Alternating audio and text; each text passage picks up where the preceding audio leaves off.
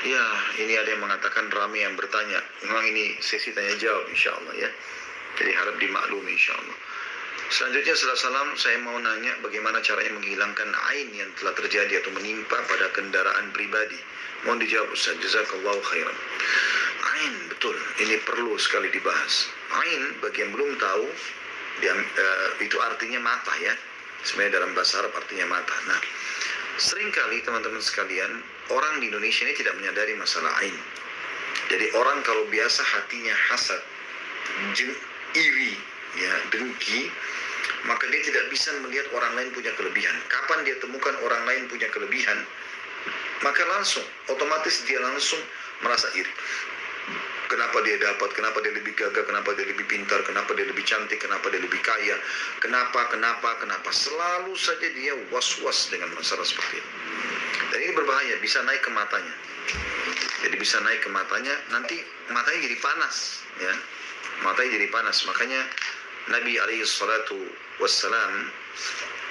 itu sempat mengingatkan, sesungguhnya ain itu benar.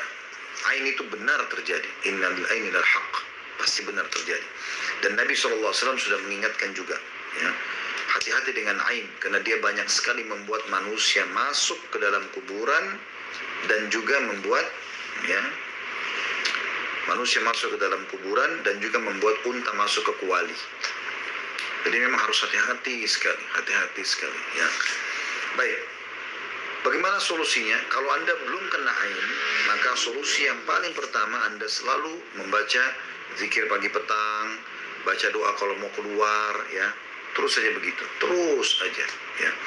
Anda membaca itu, baca.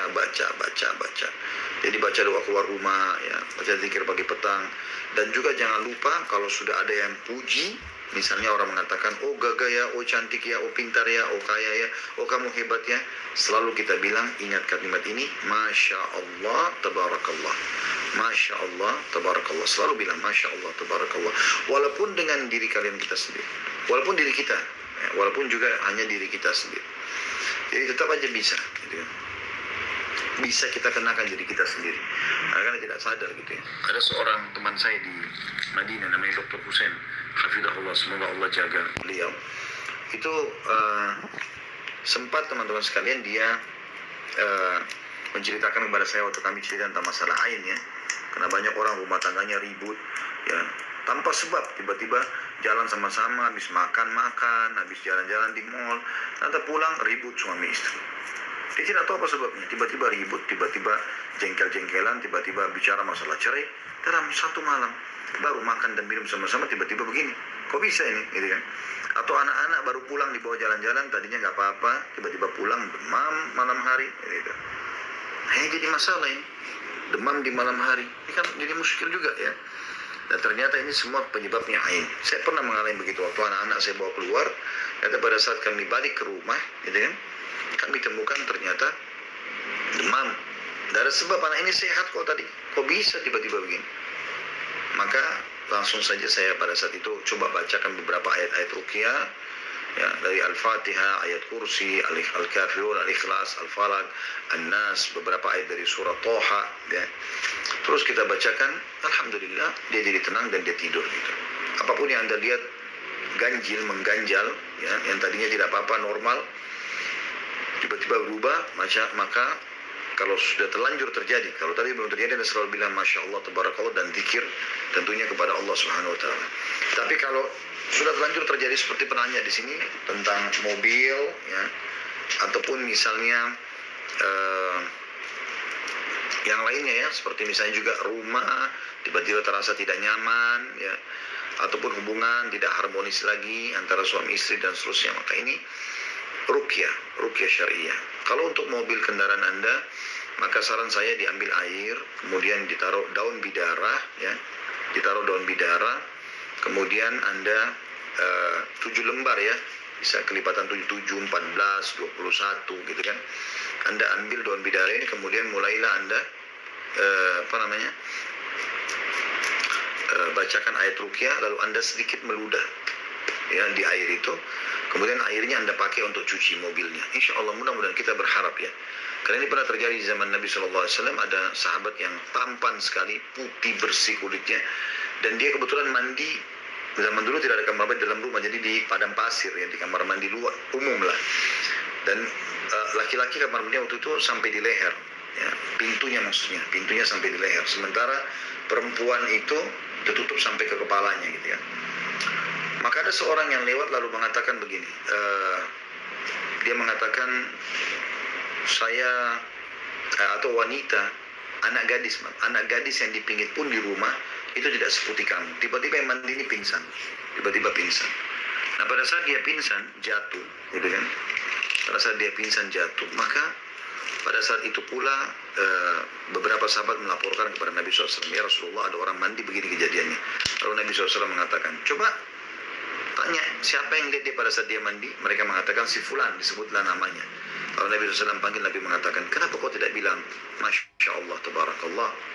Maka setelah itu Nabi SAW suruh dia berwudu, air wuduknya disiramkan kepada sahabat yang pingsan tadi ini. Sahabat yang pingsan ini, dan bangunlah dia. Pasti maka ada penggunaan wadah air ya. Ya, apalagi kalau Anda tahu siapa yang hasad gitu. Kalau tidak, air umumnya Anda rukyah insya Allah bisa. Waalaikumsalam warahmatullahi wabarakatuh. Salam Ustaz, kemarin Anda mimpi dukhan. Artinya apa Ustaz? Mohon pendapatnya. Allahu alam. Yang Anda masukkan dukhan ini apa? Asap, kabut, kan butuh dirincikan itu. Itu butuh perincian. Apa yang Anda lihat di sini perlu dirincikan. Saya khawatir jangan sampai Anda ini seperti kasus-kasus sekarang ya. Diributkan Ramadan, nanti pertengahan Ramadan akan ada dukhan yang tanda-tanda hari kiamat. Terus Anda terbawa dengan pemikiran itu, akhirnya Anda mimpi gitu. Ya saya sudah pernah jelaskan, dukhan tidak terjadi sekarang, akhirnya dukhan itu kalau yang tanda-tanda hari kiamat besar ya, itu nggak terjadi nanti setelah Nabi Isa turun, selama Dajjal terbunuh, Ya'juj Ma'juj terbunuh, baru kemudian ada kasus itu ya. Allahu a'lam. Assalamualaikum warahmatullahi wabarakatuh. Nanti bagaimana nanti hukum sholat tarawih di tengah masa COVID-19 sekarang, apa harus diganti sholat lain? Sholat di rumah, tarawih itu sama dengan tahajud, sholat sunnah, kerjakan di rumah. Jadi tidak ada masalah insya Allah. Kerjakan di rumah saja. Kecuali kalau memang sudah Allah SWT hilangkan di Ramadan ini gitu. Assalamualaikum warahmatullahi wabarakatuh. Apakah ada waktu sunnah saat konsumsi madu, habatus soda, minyak zaitun? Mohon doanya Ustaz untuk istri saya yang lagi hamil, jazakallah khair. Setahu saya tidak ada waktu khusus, dikonsumsi saja. Kecuali kurma. Kurma memang ada penyebutan pagi hari ya. Karena kata Nabi SAW, siapa yang mengkonsumsi kurma ajwa, dalam riwayat lain kurma secara umum 7 butir di pagi hari, dia akan selamat dari semua jenis racun dan sihir. Itu yang saya tahu. Allahu a'lam.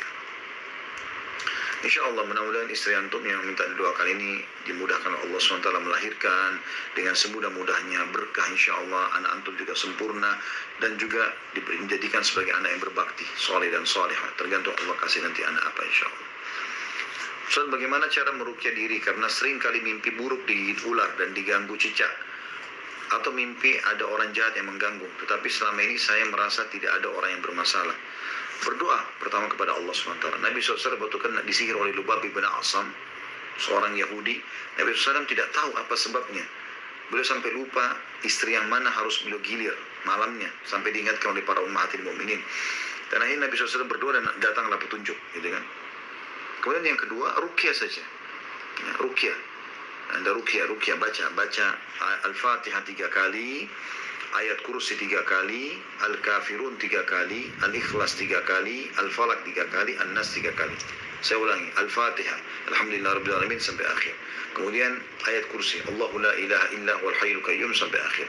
Kemudian Al-Kafirun, Qul ya ayyuhal kafirun sampai akhir. Al-Ikhlas, Qul huwallahu ahad sampai akhir. Al-Falaq, Qul a'udzu birabbil falaq sampai akhir. An-Nas, Qul a'udzu birabbin nas sampai akhir. Baca 3 kali. Usap, tiup ke telapak tangan, usap di seluruh tubuh. Ya, usap di seluruh tubuh. Saya sarankan juga ini, Anda coba wudhu sebelum tidur.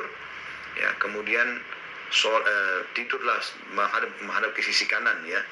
Insya Allah dengan ikhtiar ini akan hilang dengan sendiri mimpi-mimpi itu. Dan ingat teman-teman, kalau Anda mimpi buruk jangan ceritakan kepada siapapun ya. Yang dianjurkan adalah pada saat Anda mimpi buruk, Maka Anda bangun kalau terkaget dari mimpi buruk, kata Nabi SAW, meludahlah 3 kali ke sebelah kiri, ditiup sedikit ya, ditiup ke sebelah kiri sambil baca a'udzubillahi minasyaitonirrajim. Seperti itulah. Insya Allah dengan begitu hilang. Dan Anda ubah posisi tidur setelah itu ya. Anda ubah posisi tidur setelah itu. Assalamualaikum warahmatullahi wabarakatuh. Banyak sekali atau banyak salah kepada kedua anak saya. Sering minta maaf sama anak-anak, sudah dimaafkan, tapi saya tidak bisa melupakan kesalahan saya. Sering menangis jika ingat kedua anak saya itu. Mereka ikut sama ayahnya. Ya, itu masih ada tanda-tanda isyarat dari Allah Subhanahu wa taala, karena Allah tidak mungkin menggerakkan penyesalan dalam hati ibu kecuali memang Allah ingin ibu kembali kepadanya. Coba terus saja kembali kepada Allah Subhanahu wa taala, terus beristighfar, terus bersedekah, terus minta keridhaan ya, anak-anak ya. Kalaupun ibu sudah cerai sama suami, mungkin ibu juga punya salah sama dia, sampaikan maafnya ibu ya. Walaupun ibu sudah bukan status istri, kalau saya dulu punya salah tolong dimaafin, diridhokan. Walaupun ibu tidak bersama, karena bisa saja permasalahan ibu bukan cuma sama kedua anak, tapi juga sama suami ya. Insya Allah nanti pelan-pelan akan hilang dengan sendirinya. Assalamualaikum warahmatullahi wabarakatuh. Teman saya dari Timur Tengah bilang interaksi sosial antara muslim dan muslim itu dilarang. Namun di Indonesia boleh asal dengan adab. Apakah ini berhubungan dengan kultur? Waalaikumsalam. Jazakallah khair. Tentu saja di sini bagaimana dulu interaksinya. Kalau Anda video call berduaan, namanya khalwat, yang bukan mahram ya. Telepon-teleponan berduaan saja, mungkin komunikasi, itu khalwat. Itu memang Nabi SAW mengatakan tidak ada dua orang yang lawan jenis yang berkumpul kecuali yang ketiganya syaitan gitu kan. Tapi kalau di media massa seperti sekarang, kita lagi ngomong orang laki-laki perempuan dua-duanya masuk bertanya, orang lagi mendengarkan ceramah agama seperti di majelis ilmu, maka tidak ada masalah. Jadi lihat dulu seperti apa. Mungkin yang teman-teman Anda maksudkan itu seperti yang saya bahasakan tadi, mungkin berkhalwat, berduaan. Kalau itu sudah umum pendapat ulama, memang tidak boleh ya. Assalamualaikum warahmatullahi wabarakatuh. Ustaz, bagaimana gaji antar jemput sekolah seperti sekarang, sekolah libur? Apa gaji tetap berjalan? Saya tidak tahu itu. Allahu a'lam. Anda tanya di tempat Anda bekerja. Ya, saya tidak tahu soal itu. Kalau yang Anda maksudkan adalah Anda pernah bekerja sama atau pernah meminta seseorang mengantar jemput anak Anda, maka tergantung akad Anda sebenarnya sama pemilik mobil. Apa itu? Ya. Apa itu kira-kira? Misal Anda bertanya kepada dia, kalau misalnya kayak kejadian sekarang, bagaimana akadnya? Ya. Sebaiknya sih memang dari awal dibicarakan ya. Kalau dia bilang, oh setahu saya karena tidak ada diantar ya sudah tidak usah bayar, atau ya sudah terlanjur dijanji dalam 1 tahun akan dibayar sekian misalnya, kan begini. Kayak contoh pegawai di kantor ya, akadnya apa? Mereka libur tidak libur, Sabtu Ahad misalnya libur, istirahat kantor, atau liburan lebaran ya, mudik biasanya kita di Indonesia, itu ternyata tetap dihitung gajinya karena akadnya memang sudah begitu. Ini tergantung akad Anda apa itu. Seperti apa akad Anda dengan pemilik mobil, kalau itu maksudnya ya. Tapi kalau Anda maksudkan adalah secara umum Anda bertanya, maka sudah saya jawab tadi di awal ya. Jadi tentu saja itu tergantung kembali kepada akad yang ditulis ya, atau disepakati. Assalamualaikum warahmatullahi wabarakatuh. Ustaz, doakan saya sudah 7 tahun belum punya keturunan. Allahumma amin. Mudah-mudahan penanya ini dan seluruh muslim dan muslimah yang masih terharamkan dari keturunan, Allah mudahkan keturunan yang baik, yang saleh, yang salihah. Allah gembirakan penglihatan mata Anda dan menggembirakan hati Anda dengan lahirnya anak insya Allah yang berbakti biidznillah ya. Assalamualaikum warahmatullahi wabarakatuh. Ustaz, kembaran saya menikah saat hamil 4 bulan dengan laki-laki yang menghamilinya. Apakah sah atau harus dilakukan pernikahan ulang? Kalau yang saya pribadi berpegang pada pendapat tidak boleh menikah wanita yang hamil ya sampai selesai dia melahirkan, walaupun kepada atau dilakukan dengan si pelaku ya. Walaupun ada juga pendapat ulama mengatakan kalau dua-duanya sudah taubat kemudian mereka menikah, maka itu dianggap saja sah Ini pernah saya tanyakan kepada beberapa masyayikh ya. Allahu a'lam. Jadi kalau pendapat kedua berarti tidak butuh mengulangi akad nikahnya, asal dua-duanya sudah tobat. Tapi kalau nggak tobat, mereka anggap itu adalah bukan pelanggaran, maka ini berarti tidak sah pernikahannya ya. Ustaz, bagaimana hukumnya jika suami tidak mau sama sekali untuk sholat? Saya sudah berusaha mengingatkan dan menasihati, apakah saya berdosa? Apakah pernikahan kami masih sah? Allah musta'an. Makanya, wahai muslimah, saya ingatkan, ya. Saya nasihati Anda sebagai seorang kakak, sebagai seorang ayah, mungkin kalau yang masih ada yang masih anak-anak atau muda, lebih muda daripada kami, atau saya nasihati Anda sebagai seorang teman kepada teman, wahai muslimah, dengarkan baik-baik. Hati-hati dalam menerima lamaran seorang laki-laki. Tolok ukurnya agamanya. Nabi SAW sudah ingatkan, idza ja'akum man tardawna dinahu wa khuluquhu fazawwijuh. Kalau telah datang kepada kalian wahai para wanita dan walinya wanita, laki-laki yang kalian ridhoi agama dan akhlaknya, terimalah lamarannya. Tolak ukurnya ini akhlak dan agama. Harus itu. Bagaimana cara saya tahu ya? Anda tanya masalah dia sebelum nikah, sholat nggak? Tanyakan keluarganya, tanyakan orang di sekitarnya gitu kan.